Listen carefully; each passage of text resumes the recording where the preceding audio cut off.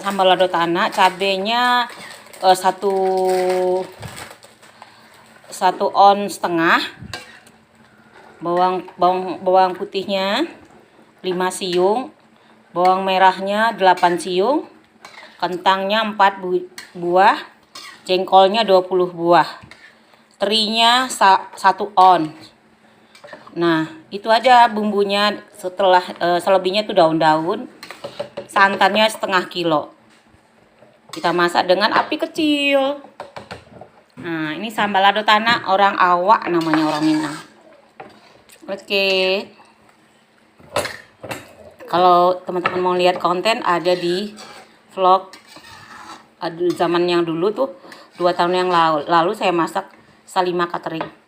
Sambal lado tanah, cabenya 1,5 ons,